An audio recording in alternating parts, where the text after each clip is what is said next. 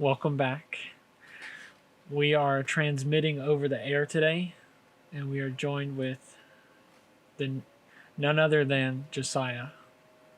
So give them a brief spill on what you do to help out your local community with your work. I fix Ferris wheels, and now I 3D print things, that's everything I do. You have been getting. When did you get your 3D printer? Like 2 days ago? Sunday. Sunday? Yeah, 2 days ago. What's it like having all that power at your hands? You could literally print whatever you could dream of. Yeah, once you get it, you definitely think things differently. You're like, how would I print that? What could I make with this? And then suddenly you're like, I could fix this problem just by printing a thing. So then the problem turns into, now you have to figure out how to like model stuff and make it to where it actually prints. Yeah. Which is not that easy. What can't you print with the 3D printer? It gets hard when you go when you're having overhangs, or think of like a mushroom.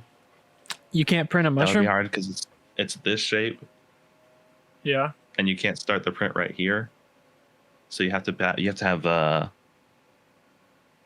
are they called? Supports that hold it up that you break off afterwards, which I still don't know how to do yet. I only have 2 days worth of knowledge. I mean, that makes you pretty much an expert here at the Honest Honkies. If you have 2 days worth of knowledge on anything, you can daggum be a genius.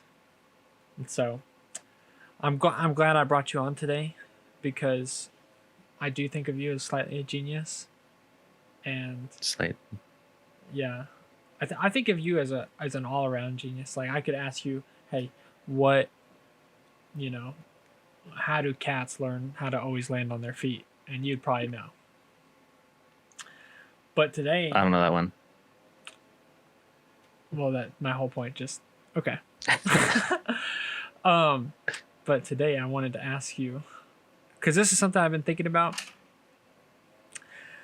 but I am not really sure of all the implications of it, and I've been thinking about getting off social media again. Mm-hmm. But obviously, it's kind of funny because we have a little side hustle that is on that.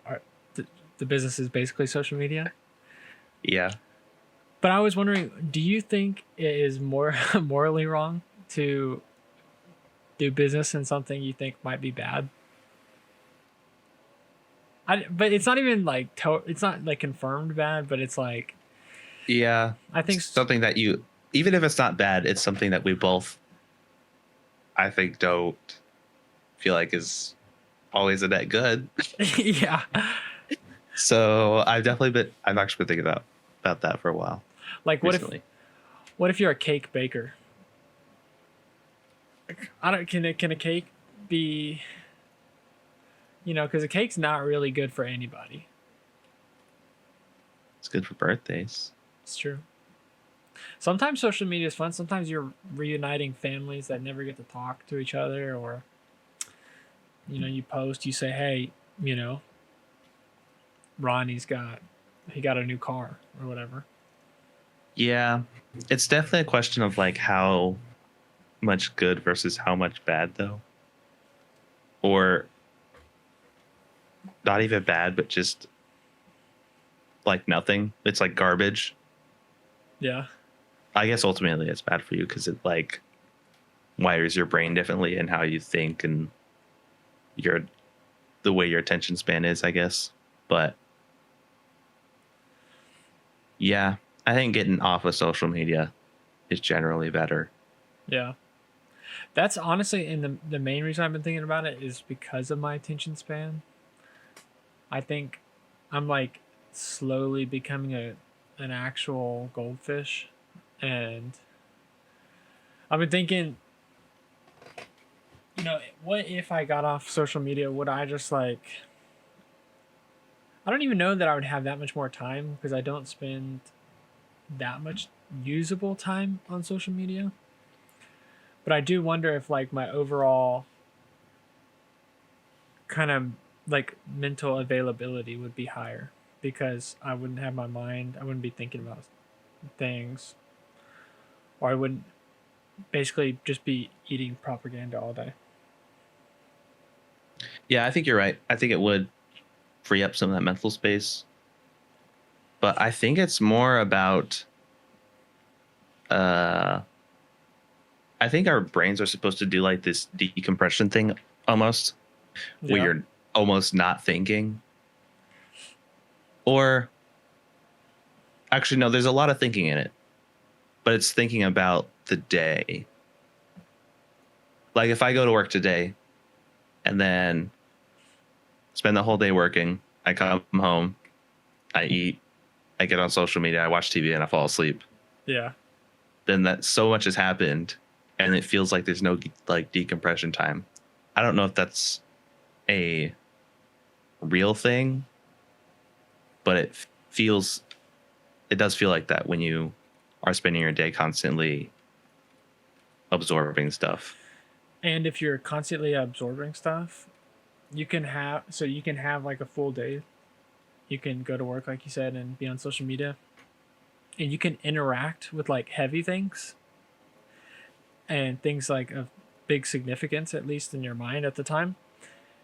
But then, like when you go to bed, you're like, I didn't do anything today. I just looked at my phone and I went to work, and I didn't do. It's in your brain, or like in your actual being, you didn't do anything consequential, but your mind was going at like 1,000 RPMs because you're like, you know, yeah, like you're exhausted and then you had nothing to show for it. yeah, like Russia's got a nuke 30 miles off, or a submarine that could have a nuke on it 30 miles off our coast. And you're like, that might not be great. So, But what am I going to do about it? true, dude. People do get worried about nukes when there's not a lot of people that can stop them. I mean, I don't think there's. Can you stop a nuke? I think you can do like Iron Man. You can kind of like Shoot it divert out it of the into divert it into the atmosphere, which is still like one of the funniest things to me that I've ever heard is Project Starfish. I think you hear about that, where whenever we first started getting nukes and stuff, the scientists are like, well, we don't have like a lot of place to like blow this stuff up, and we also don't know what would happen, so let's like shoot one into space and see what happens. And they literally did it. Like, I don't know if it was, we did. yes, I don't know if it was like in the We shot a nuke in space. yes, we were like, we don't know if this could have like huge ramifications or anything, or make everywhere in Aurora Borealis, but we straight up shot a nuke into space. That'd be cool. Yeah. If it took one nuke to get like Aurora Borealis everywhere, yeah, Rainbow Road on every road. I'm I'm fine with my taxes going towards that. So that's just been something I've been thinking about, and I think that I was talking to another friend about it too, and it sucks because he was like, the hard part about those kinds of decisions, like getting off social media, is it's inherently like actually a pretty easy fix, but it's like a hard question. He's like, all you have to do is like uninstall your apps. Like, it's not even hard. You just uninstall. Nothing crazy is gonna happen from you uninstalling your social media, but you're just so hardwired that you're like, oh man, what if I miss out on seeing like an event, or just all kinds of crazy FOMO that it wasn't even a thing 30 years ago. Yeah, my issue with uninstalling it is it's so easy to install stuff back. Yeah. You're like, because basically every time I've done that, I've uninstalled Instagram. I end up getting it back because I'm like, oh, I need to check this thing, and it's an actual thing I need to check. Yeah. But then I just forget that it's on my phone, and then eventually, I don't know, I'm on there a bunch. I quit social media for like, I don't even know. I feel like it was 6 months or more. And I think I still had like feelings of like, oh, I need to get hop back on it. after like a month or so. But I just was like, I can't, like, if I go on there even to check something, like, I'm gonna keep it, you know. You kind of got a cold turkey it. Yeah. Also, there's definitely like just using it on your computer instead of on your phone Yeah. because that's possible. The other issue is YouTube Yeah. because I think I actually need YouTube. Yeah. It's something that I use daily for real world things. Mm-hmm. And YouTube has a shorts button and even ways to get the shorts that are like you're just looking at your subscribe stuff and there's shorts all over the place and you can't disable them. Yep. I was thinking about like, because the last time I got off social media, I kept YouTube because I was like, I use that to like learn how to do something. And I was like, this time I was thinking, should I get rid of it all? Like, should I completely detach? And Even YouTube. Even YouTube. And I just can't. It would be so. That one seems like more of a harm than a good, because I learned so much on YouTube. Yeah. Maybe it is a time thing though. Like you could go a week without YouTube. Yeah. Probably. I don't know. Is there stuff at work that you use YouTube for? Well, not really, but I would just use like the work computer if I did. I would just be like, hey, yo, how do I do a polyline or whatever? So, but it's, the thing is like, I want to sit here and I kind of want to be like, just take into account that we didn't have any of this, 30 years ago, YouTube or anything. Mm-hmm. Like, you just had to go read a book or search the internet or, and it's kind of insane that we obviously made it through that. Like, everybody just kind of figured out where they're going. No Google Maps, no blue line. That is crazy. No Google Maps. Which also, if texting and driving is so bad, try mapping and driving, dude, with the trifold. You can't drive like. Yeah, in our car we had a bunch of those directions where it's not a map, but it just shows like turn on this road, do a U-turn here, turn right here. Yeah. And we had a book full of that just for going places, and it was just in the car.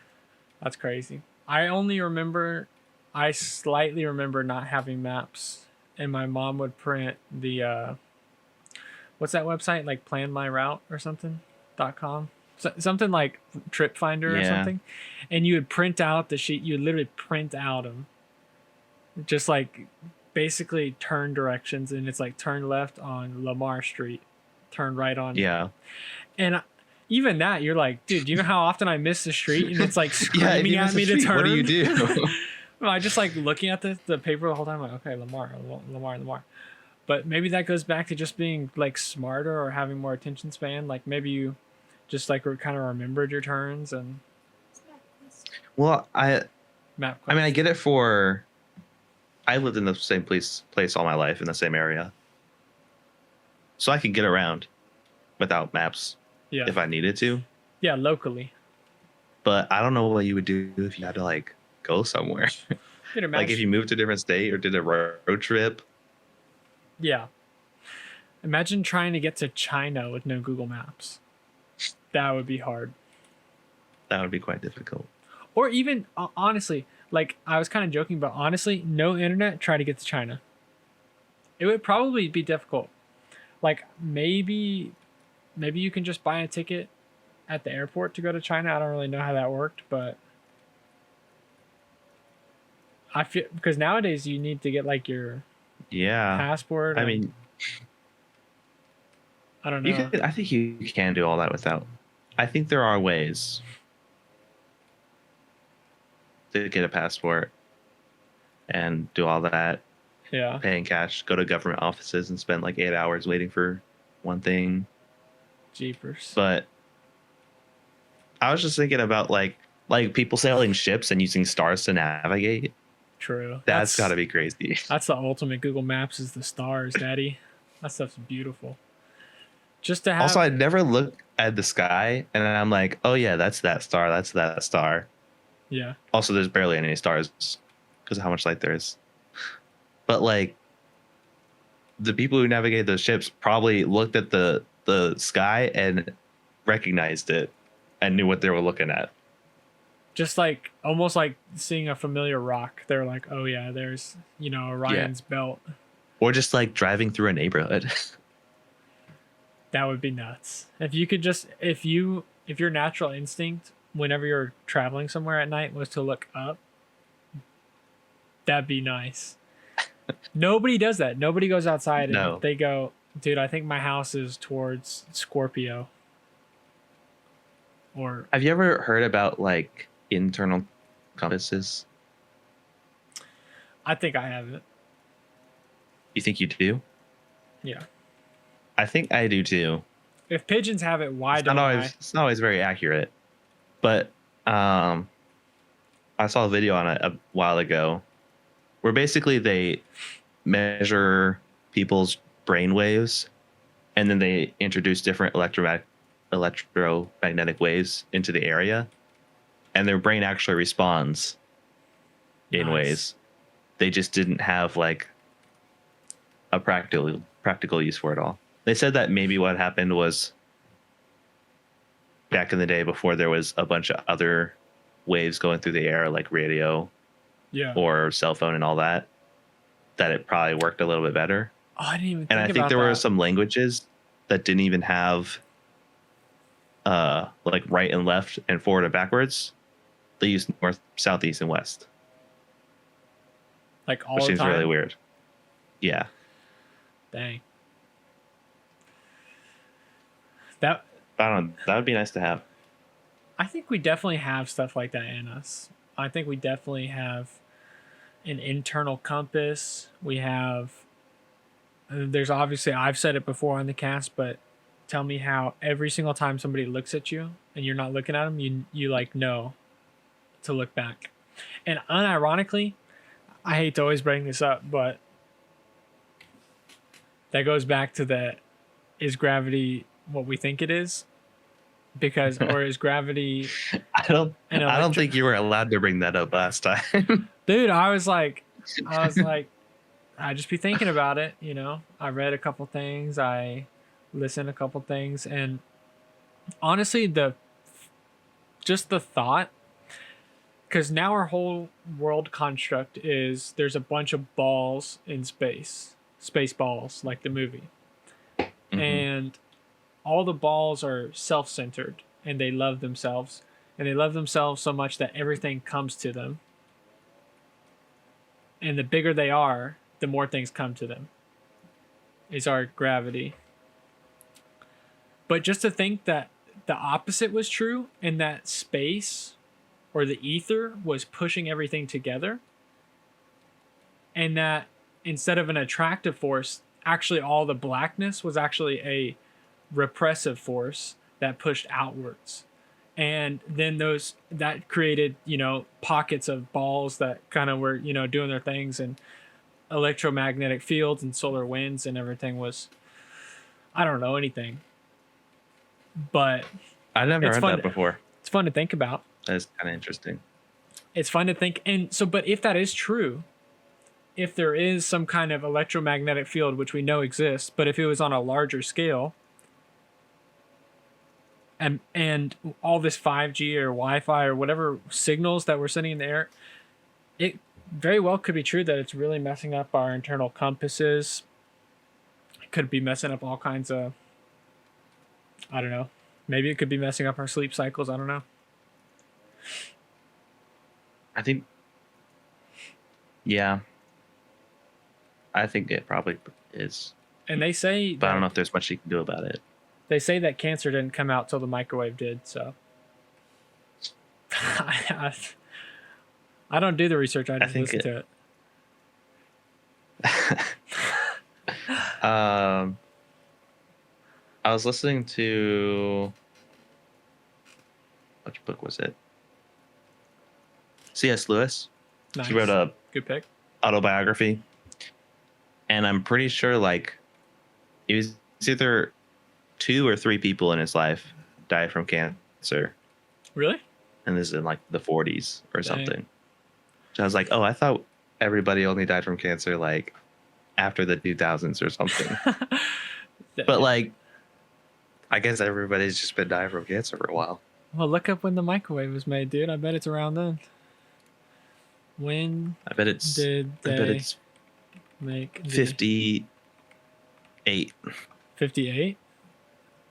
Dude, That's my guess. let me tell you something. World War II ended, and then next year we popped out a microwave, 1946. We finished off Hitler's gas chambers and entered food chambers.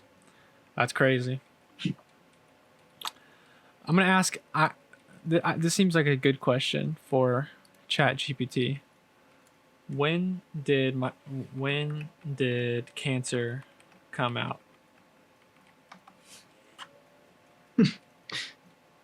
Cancer is not something that came out. Okay. I don't know why you gotta come at me like that. At a specific point in time, cancer is a complex group of diseases. History documented references to diseases that seem like cancer around 1600 BCE. That's a long time. That's a little bit before the microwave. Yeah, you know what? That one might not be totally true. But in any case, I think there are. Well, maybe people just died from other stuff during that time. Also, like people weren't living long enough to actually get to the part where they died from cancer. Well, that's the thing I'm not sure about, because I guess people actually did live kind of sort of long. Like people lived around our age, but since so many babies were like insta dying and like quick. Oh, the average was yeah, there was like 80-year-olds and then like just a ton of kids dying. And so the average is like 30, and everybody's like, yeah, people only live to be 30, which I'm sure they lived not as long, but it's not, the discrepancy is not quite as big as, you know, we might think. But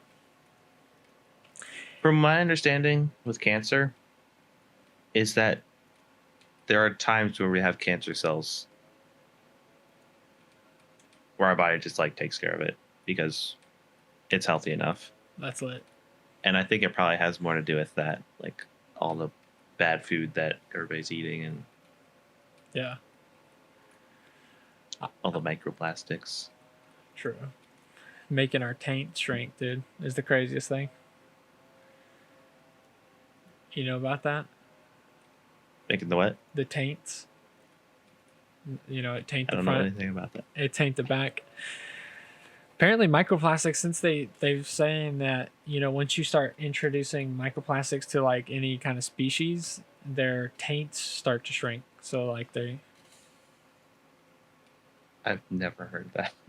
That's just the research they're doing. They're saying it's like the feminizing of the species.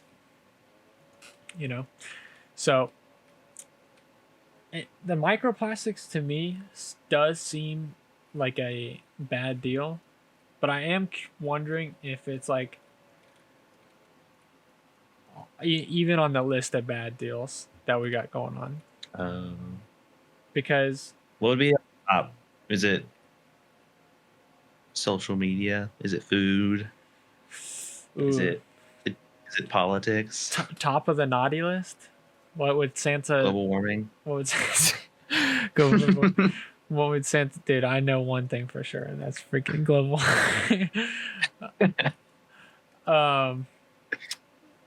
What would be on Santa's naughty list? On the naughtiest list? What do you think? I'll think about my answer. I think it's probably food. You think so? I think if everybody ate better, they would live longer. Maybe not live longer, but live healthier throughout their life and actually be able to get more stuff done. Yeah. Be awake when they're awake, not be all tired and everything. Yeah. I think it's probably mostly food. I think food is definitely really screwing us up. Like, I'm sure the obese percentage is probably over 50%. if not like considerably more. But I do wonder if like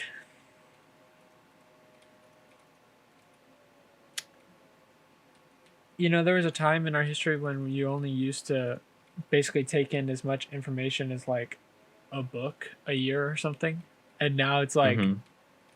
a bajillion books a year, just the pure information.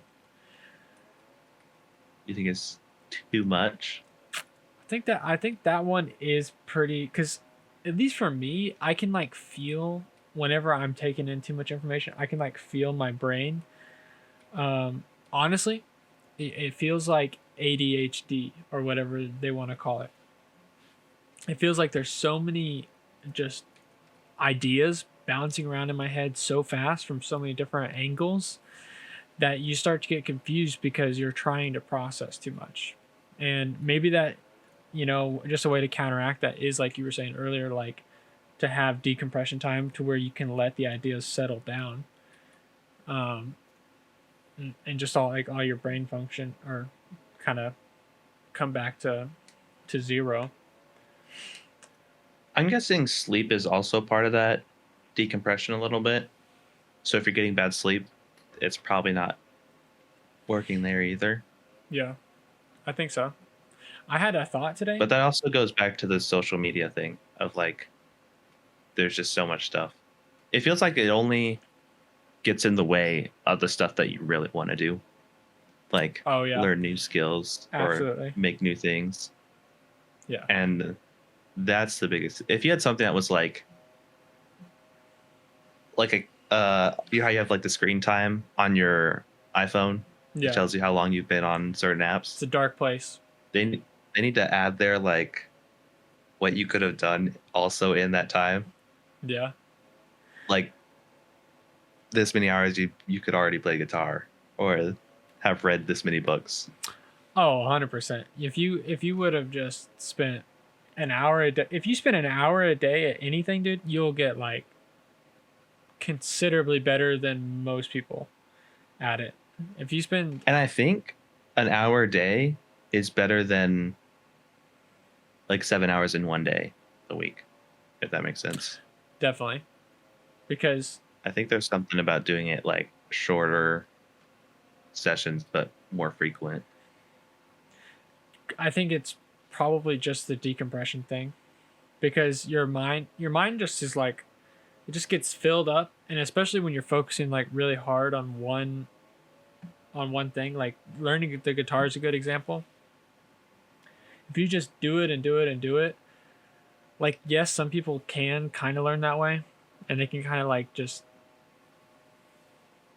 fully focus and learn by sitting down for 7 hours and going hard. But on average, if you just like take an hour a day, you you do your practices, and then you stop and like let your mind basically meditate on it, is the only word I know how to say. Like you basically like just let it cement in your mind, like you just poured concrete, Hmm. and you can keep stirring it and stirring it and stuff, but sometimes it just needs time to set. Yeah, I'm pretty sure that's actually how computers work when they're transferring data or information. Do they? It has like that short buffer. That's why a lot of times, at least like when I'm moving files around, you look at that graph and it's like 200 megabytes a second, and then it drops down to like 60 because you hit that cap of filling up like the short term memory. And then it takes like 3 times as long after that. No way. I didn't know that. And I think our brains are probably that same way, where there's certain parts of your brain that are for that short term information, motor functioning skills and stuff like that, and then a place where it actually writes it into your brain as information you need to know, Wow. which is kind of weird to think about sometimes. I don't know exactly how our brain works. From my understanding, it's like a big hyperlink thing. Yeah. Like you have neural connections, and that's why when you think of one thing, you also think of something else Yeah. at the same time every time, because Cat, they're dog. physically closer in your brain. So you're like it's like you're a little car driving around in your own brain, and some areas have this information here, and that's why it might take longer to remember something from a long time ago because you probably stored it way in the back somewhere else. Yeah. And sometimes I think about how my brain is actually storing that information. That's that's something that a lot of people take for granted. Like, if you really sat there and processed even what's happening in this video right now, there's like a screen is being rendered and it's currently being saved to my computer. And so every, you know, I think it's recording at 60 frames per second. So once or 60 times a second, every single pixel on my screen is being mapped out and calculated as like a hue or like R, G, or B, whatever, you know, or a mixture of those. And then that information is somehow, I don't even know how, is somehow traveling through a bunch of wires and stuff into my hard drive or whatever, and then being stored.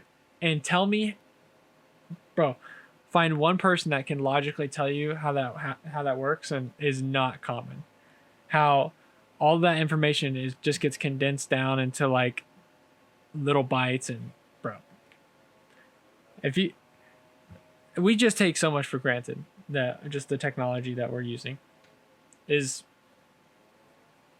it's so big, it's so vast, and all of that to say that the mind is like, we still have no idea how it even works. Like there are some people that do understand how computers work, and they can tell you from A to B, this is how it works. They can tell you like, this electronic signal represents a 0, this one represents a 1, and those are broken down super finite, even into like quantum physics is like making atoms determine 0 or 1. And so just to think that we're not even close to understanding the brain is like, dude, we're freaking sick, bro. Our brains are big as heck, dude. Yeah, there's some, like a computer, I know how one works, but I don't think it matters. I never be able to build one just going out in the forest and getting all the materials. Even if you gave me all the materials, I wouldn't be able to make a computer. Yeah. I listened to this podcast of a guy who went on like a journey to thank everybody that was involved with making his cup of coffee. Oh my. So if you think about it, that's like the barista who made the coffee. Yep. The guys who delivered it to that store. Oh. The people manufacturing it. The people designing. He went to like the people that designed the lid for the cup. Nice. And thank them. And I think it was up to like a couple thousand people. Well, and you know, just that's just the amount of brain power it took to even make the espresso machine, and all the little valves. Oh yeah, I didn't even think about all that. And you know, I mean, dude. And first of all, I've said it before, but the first guy to walk up to a cow and say, "Let me squeeze that." That guy had to happen for us to get coffee. I mean, so do we need more advancement though? Do we need more progress? We must because like you said, we're kind of getting a lot of information already. Yeah. Can we even handle anymore? No, dude. I think we definitely can handle it. And that's part of the reason why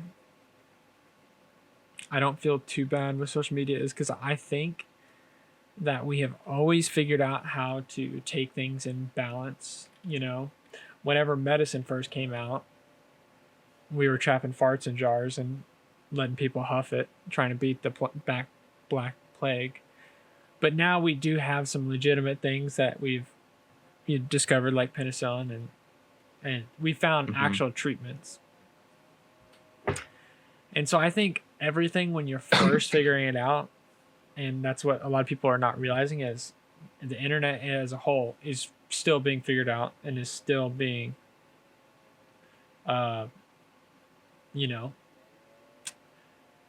basically explored by people, and especially now with AI, they're realizing that you can basically explore it in a whole new way. It used to be used to have some cool nerd friend and be like, dude, I need you to explore it with zeros and ones, but now you can explore it with just like supposedly just your language. And we're trying to make that as Hmm. so I think honestly we just have a lot of growing to do. I think that there will be a time where internet and stuff like that is used responsibly and proactively for like the betterment of people. But we'll probably have something sicker by then that's hurting us. We'll probably have something way more cool that is taking our attention than, you know? Some AI robots that we're having to keep out of our towns. Yep. We'll have I think that the introduction of AI might actually help that a little bit. the Because exploration. now you don't have to go the introduction of it help with the overwhelming overwhelming your brain with knowledge, certain information. Because basically what AI kind of does is takes it all and puts it together for you, so you don't have to go searching around on Google.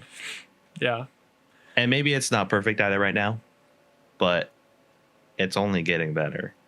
Yeah. And even that, like the new iOS 18 thing, where they're like, it'll look through all your apps, all your text messages, all your photos. It'll know who's who. You can just be like, hey, who am I having breakfast with like in 3 days? And it'll already know from all your texts That's scary. who you talk to about it. Oh no. Man, I'm excited, but that kind of stuff is what really just I think the best possible outcome is truly I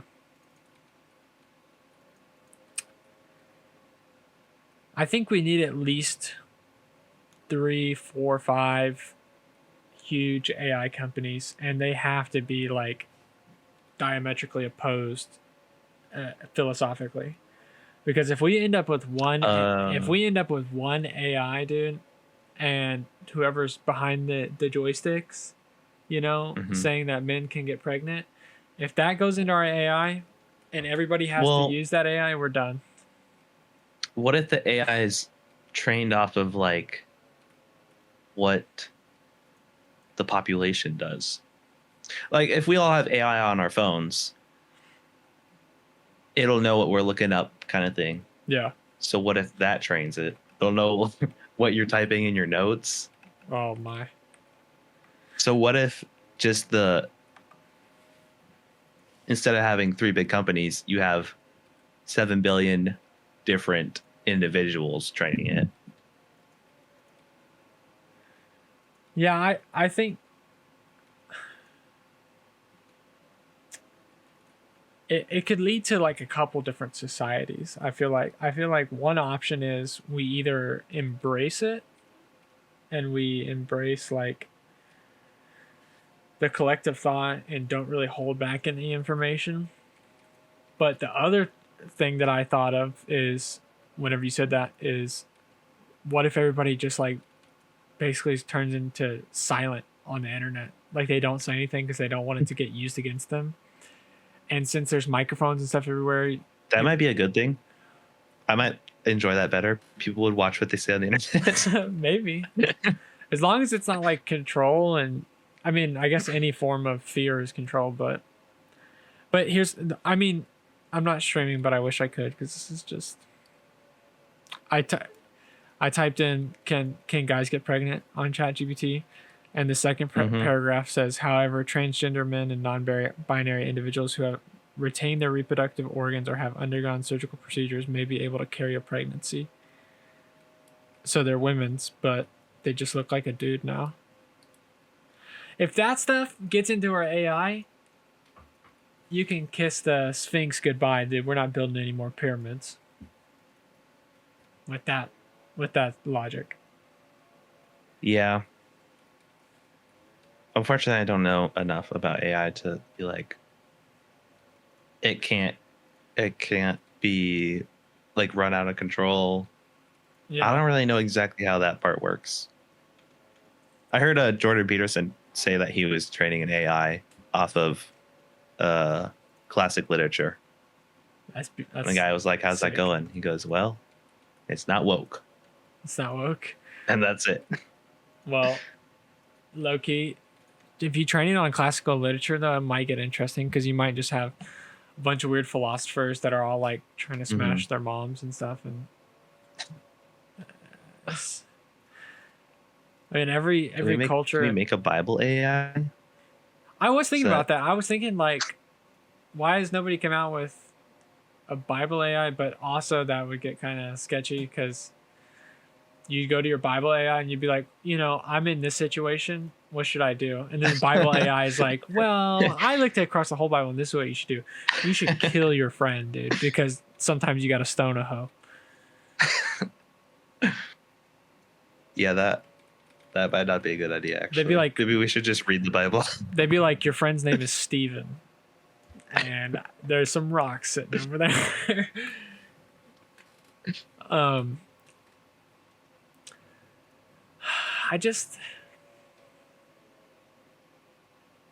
I think AI most likely will have a pretty harsh curve. I don't think it'll always be bad, but I think the curve, like whenever we reach the what's it called? Kind of like the apex point, whenever things start to get for real. And that's when things are gonna be bad for a little while, and then we're gonna kind of figure out, okay, people are going to get smart enough to realize if you only ever go to AI for your ideas, you'll suddenly stop having ideas because the brain is a muscle. Yeah. Did we do that with the internet though? Or are we still going through that process? I think it's definitely happening. I think the process is slower than with AI because when you Google,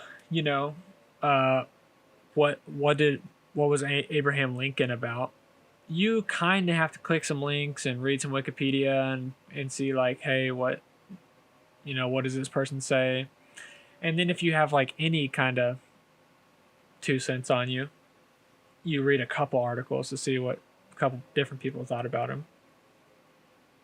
But with AI, it basically doesn't give you that an option at all. Like you just say, like AI never answers with, if I ask AI, can dudes be pregnant? It never answers yes, here's why, and no, here's why.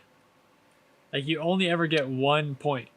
You only ever get whatever it I guess sees as the trend, which is interesting in itself because it knows that there's opposing views to whatever it's asking, but it goes, this one seems to come up more often, but it knows there's different ones, which is very weird.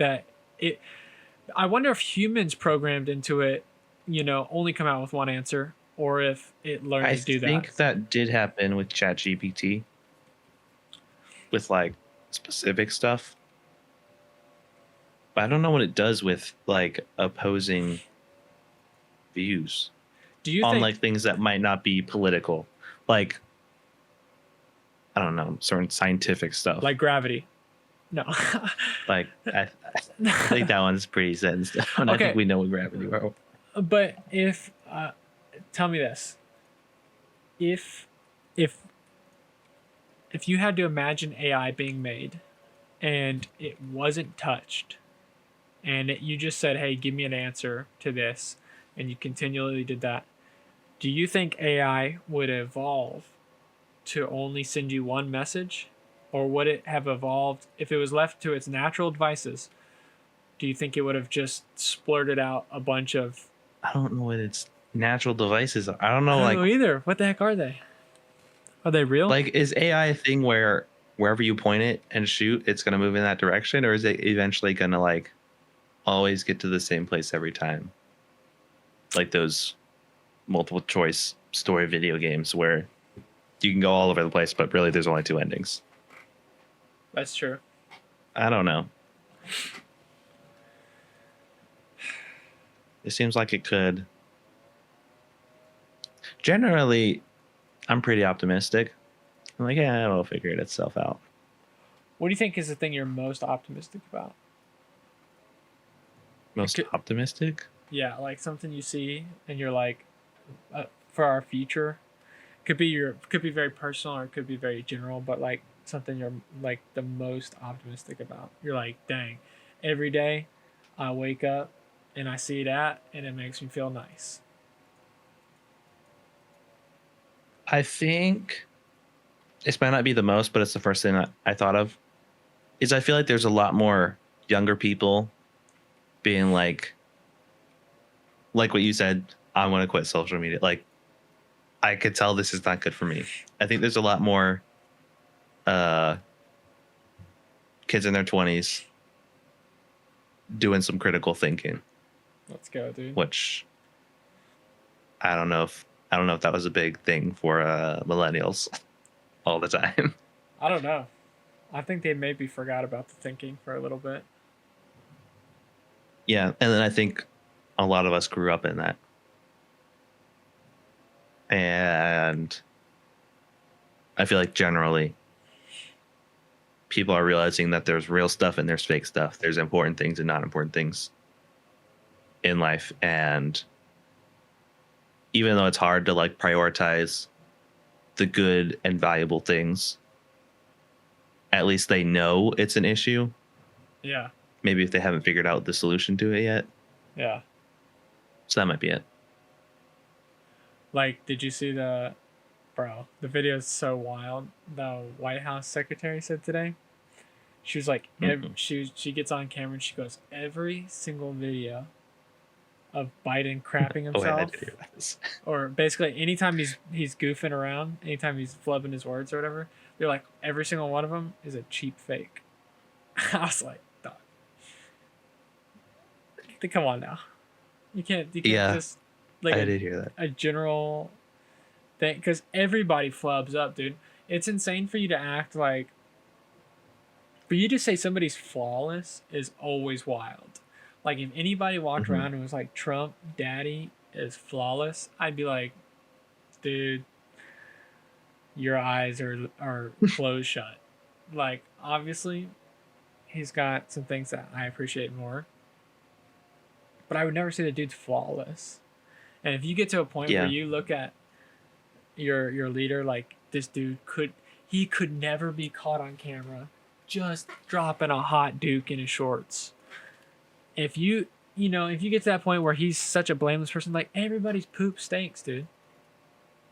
Nobody poops berries. And so I think that was the most telling thing. Whether or not they were like intentionally lying or not, it's just like, dude, everybody messes up. It doesn't. I think that's pretty easy to see through. Yeah. For most people, I don't know if the people up there know what they're doing. It feels like a lot of politics is like people in positions of authority feel like they're smarter and that everybody else is kind of dumb. Yeah, a little bit. And yeah, I don't know. Which maybe people were dumb at some point, but maybe. I don't think that's much anymore. Do you think if you sat down AI, if you sat them down in a little chair and hooked them up to a computer, to the largest 3D printer ever, what do you think AI would 3D print, dude? I really want to see a body. That'd be for itself. It would be Ultron. Like anything, I like to think about what AI would do unprompted.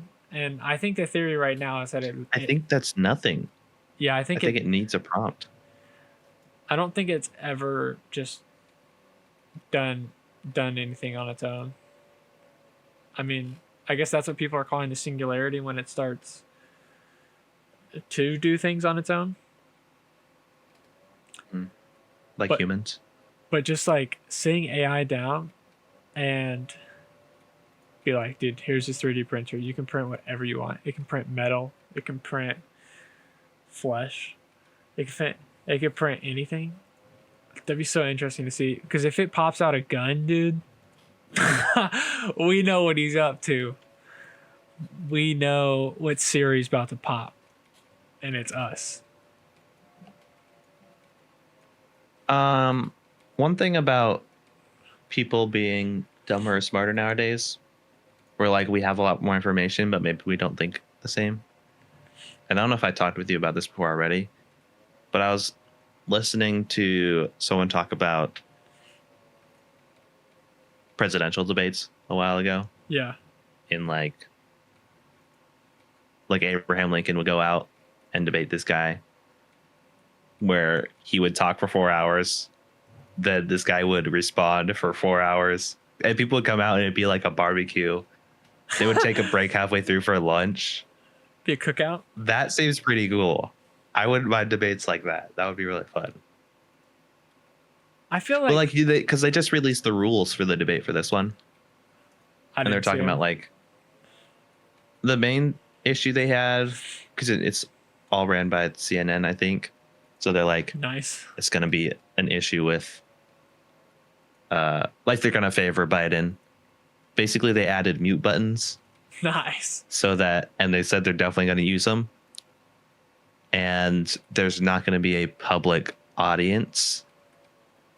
Oh, so nobody would technically know it happened or whatever? That's wild. Not as much that, but more that like in the past, Trump has done really well with both of those things. Like a lot of his things that really pop off are when Hillary was talking about if we had a guy of this temper in the office, it would be bad. And he said, yeah, because you'd be locked up. Yeah. Like that can't happen if your mic is muted. Yeah.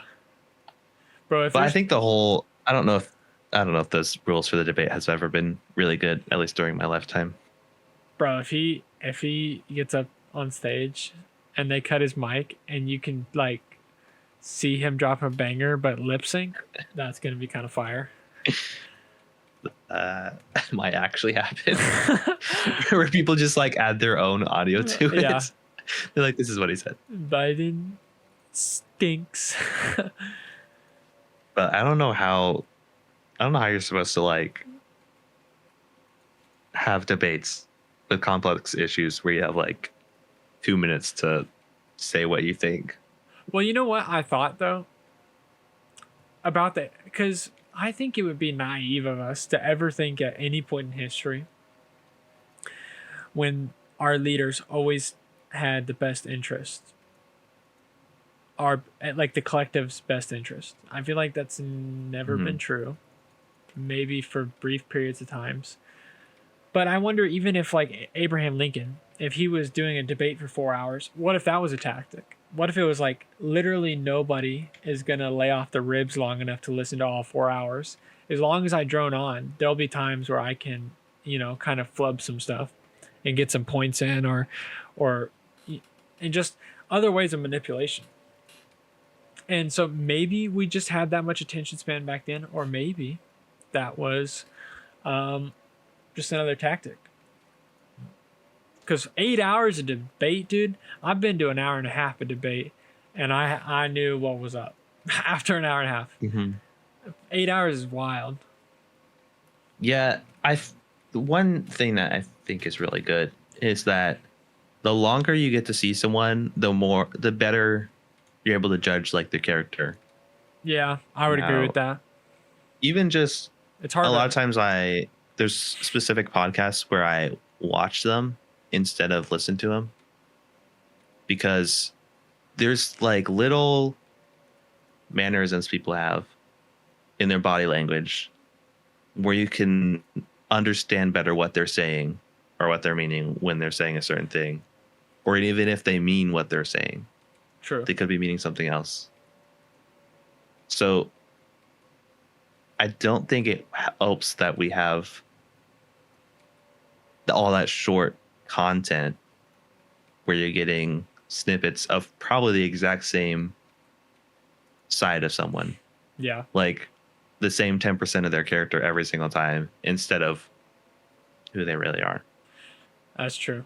It's super hard to lie consistently, convincingly for 4 hours. That's why the police will sit you down and they're like, you're in the room till you say something. And even when you have to risk it all, even when it's like, dude, all I have to do is shut my mouth for 2 days or however long they question me for, people inevitably always end up saying too much or saying, they can never hold the lie together. I mean, there's like been a couple of people that held the lie together, pure psychopaths that don't have like literally empathy built in, sociopaths, to be more correct. But what's the difference between those two? A sociopath is somebody that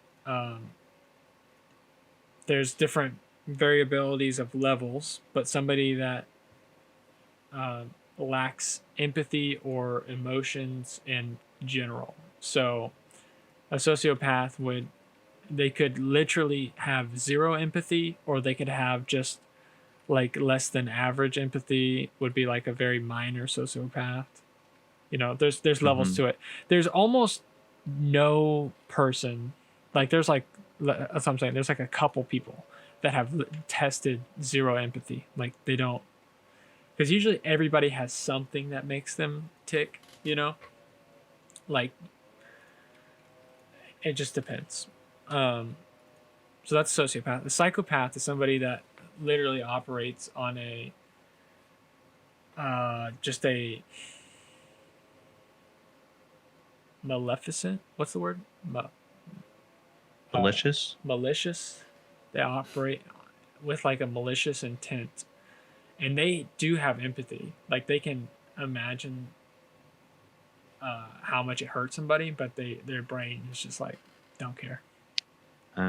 Like I'm completely willing to bypass the empathy part of my brain for my narcissistic gain. Like I'll know that even though I'm severely hurting this person, I won't be able to. I'm getting a new Bugatti. So they're doing wrong and they know it's wrong. Well, both people do kind of know what's wrong, but some people would argue like sociopaths, that gets into the weird like mental debate where you're like, okay, how much are they actually responsible for it? Because a lot of sociopaths are like psychopaths can just be psychopaths. Usually sociopaths were like traumatized in some way most of the time, or they were, mom was an alcoholic, or just they were actually like born with extreme circumstances, a different brain. Yeah. But so it's tough to say. And it's like, okay, if there is people like that, it's kind of a crazy thought. Jordan Peterson always likes to say like 1% of people are clinically psychopaths, which is like not a, first of all, not a small number, and first of all, not a small thing. Like a psychopath is like, they're a psychopath, which means we've probably met a psychopath once or twice. You're looking at him, buddy. No, what are the chances that both of us are psychopaths? 1 in 200, technically, or 2 in 200. I don't know how it works actually. I think it's 1 in 200. I don't know. I don't know how it works either. I think it's one. I'm spitballing here, but I think it's a 1 in 100 times 1 in 100. So it might be 1 in 1,000. But that right there is how you know you hit 60 minutes on the dot. when you start to try to do math. Well, is there anything you would like to tell the viewers? I think we delivered. FedEx delivered. Put the nice little masking tape on a perfect little package for our podcasters to just insert into their brain holes. Some more information that they probably need. This is the good information. Yes. When we're talking about the information that you don't need, that's all the other podcasts. Yes. This is the one that you do need. Any other podcast you listen to and you're like, this is good. Propaganda, Brain Virus. Honest Honky's the only thing you should listen to. Yeah, my hope comes from every time I see the subscriber count go up one, it means another person has gained intelligence. And that's what helps me sleep at night. Yes, dude. I know that whenever, because I'll get like a notification on my phone, it'll say 1 subscriber, and I'll go, that person's not going to believe in gravity in about a week. And then at some point, dude, when I die, I'm just going to be like, I'm going to be on my deathbed and be like, oh, you honest honkies. Gravity was real. You're idiots. You're so stupid. You should record that episode right now so you can release it when you die. I should. My coming out speech. Today, I'd like to cordially apologize. Gravity is in fact real. I'm sorry. And the earth is round. No, I don't know. We'll see on that one in the next episode. And we went to the moon. Well, JJ, do you want to honk for them? I do. Honk. Yeah, we don't know nothing, but we hope you enjoy the something. Bring the song here that don't know nothing. You know we have fun and it doesn't bust it. We love you, homie. May we keep the gravy and stuff, man. Gravy and stuff, and I keep your mom in a Dutch oven. Gravy and stuff. Gravy and stuff. Gravy and stuff, man.